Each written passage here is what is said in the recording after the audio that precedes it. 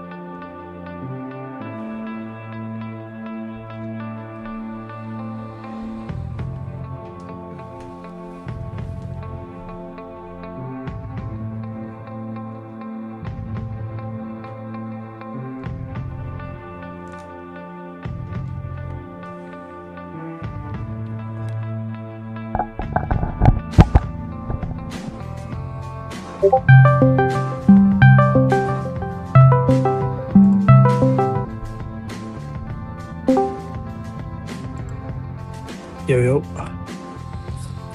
Hey, good morning. Good morning. All right, let's crack on into it. I'm just going to shut the background music off. Okay, good morning, everyone. Hope you all can hear us okay. Looks like sound's coming through. Let's get into things. Just got the quick summary up there on the front page this morning. Just looking at the Priday's ranges real quick. As you can see, everything is, excuse me, everything is pretty balanced at the moment.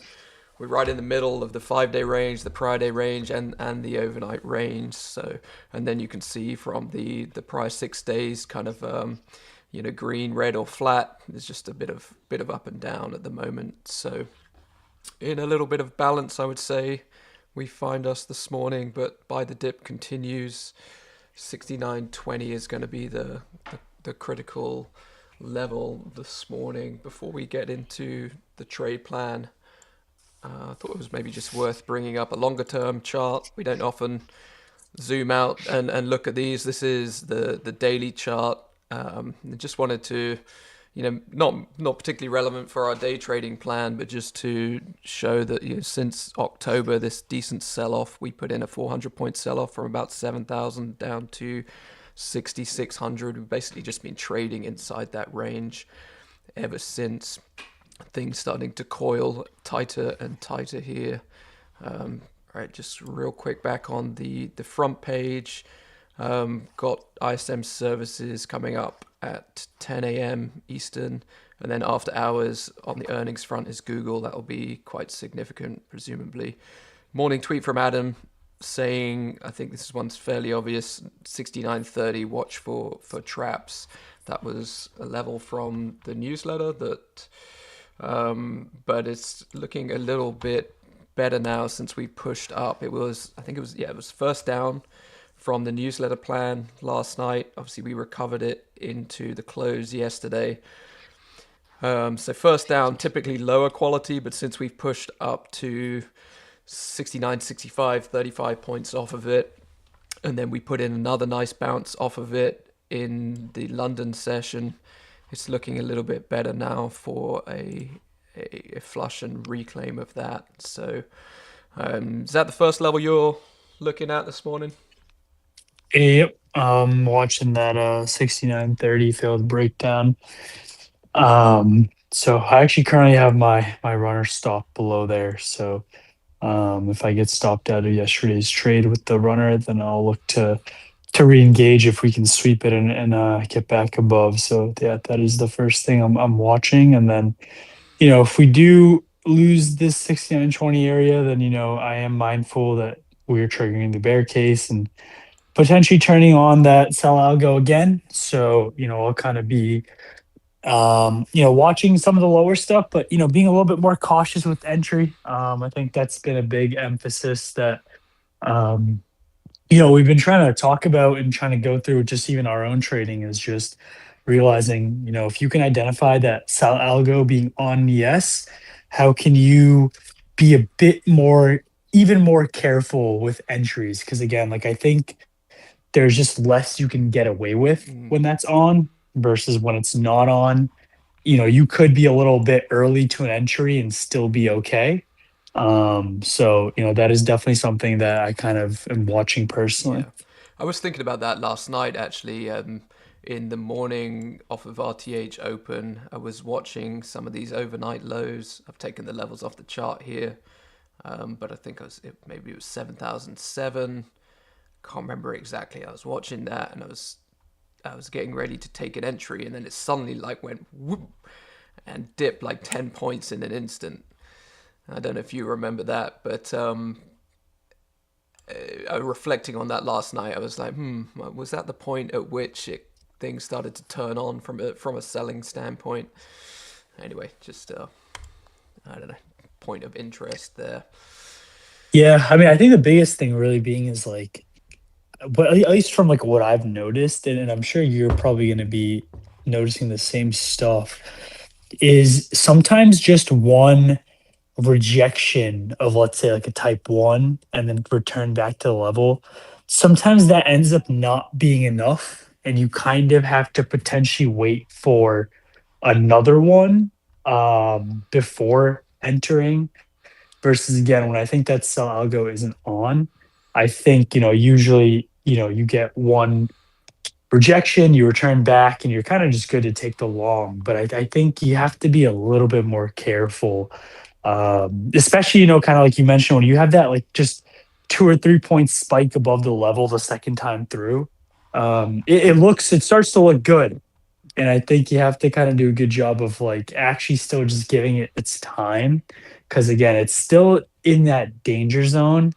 And again, I just think there's, like Adam says, there's really just no rush to long as long as price is sitting in there. Yeah. You really want to let price kind of show all its cards. And again, if you end up being late, that's fine because you also have the non-acceptance protocol that you can always enter as well. So, if you always think of it being like, okay, worst comes to worst, I'm late, I still have a fallback way to enter. Yeah, a few points late on a good entry is better than a point early on a bad entry for sure that results in a stop. But we had a couple of examples of that exact thing yesterday at 78. I got trapped up here, and we talked about that in the trade recap. And there was kind of the same thing down here at the 69.20 level. Had great acceptance of it. It was very clear.